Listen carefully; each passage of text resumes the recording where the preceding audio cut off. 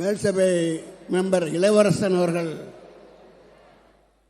அவரை அழைத்து, உங்களுடைய பகுதியில் இந்த மாநாடு நடக்கிறது, அவரை கையோடு அழைத்து வாருங்கள் என்று அம்மா சொல்ல, அவரோடு நான் பிளேனில் ஏறிட்டு திருச்சியிலிருந்து சென்னை பிளேனில் ஏறி பண்ணி அவர் சொன்னார், அம்மா அழைக்கிறார், தயவுசெய்து வாருங்கள் என்று சொன்னேன். அங்கிருந்து திருச்சியிலிருந்து அங்கே சென்னை வருவரை அம்மா என்னை தப்பாக நினைத்து கொள்வார்கள், அம்மா நீங்கள் அவசியம் வரணும் அப்படி எவ்வளவோ சொல்லி பார்த்தார். நாங்கள் இளைய கட்சி, வளரும் கட்சி, எங்களுடைய மனநிலை இந்திய ஜனநாயக கட்சி, அவங்களுடைய கண்ணெல்லாம் பெரும்பாலும் மையம், அதே போல் தமிழ்நாடு என்று 2 கண்களாக வைத்திருக்கிற கட்சி. எங்களுக்கு 2 கண்கள் என்பது தமிழ்நாடு, அதே போல் மையம் பாரத நாடு, 2 சேர்ந்தது தான் என்னுடைய 2 கண்கள்.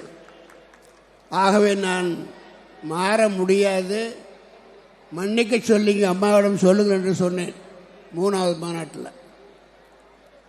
அது மட்டுமல்ல, தொடர்ந்து மாநாடுகளை நடத்தி கொண்டு வருவதோடு மட்டுமல்ல, கட்சிகள் இன்றைக்கு நம்முடைய கட்சி மிக பெரிய அளவில் வளர்ந்திருக்கிறது, மிகப்பெரிய அளவில் வளர்ந்திருக்கிறது.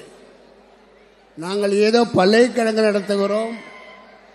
ஆகவே தமிழ்நாட்டில் மட்டுமல்ல, இந்தியாவில் மட்டுமல்ல, உலக நாடுகள் 60 நாடுகளில் இருக்க மாணவர்கள் படிக்கிறார்கள். அந்த வகையில் நாங்கள் 60 ஆண்டு காலம் கல்வித்துறையில் பணியாற்றி வந்திருக்கிறோம்.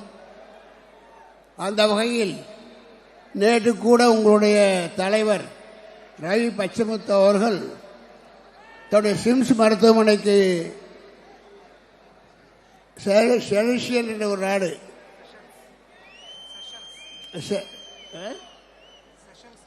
செஷல் நாட்டு அதிபர், உங்கள் தலைவனுடைய மருத்துவமனை சிம்ஸ் என்று நீங்கள் அறிவீர்கள்.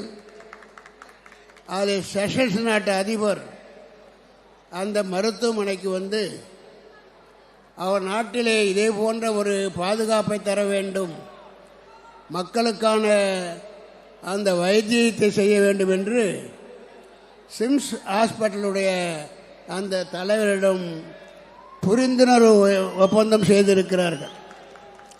இந்த செய்தி மாண்புமிகு பிரதமர் அவர்களுக்கு போய் சேர்ந்திருக்கிறது.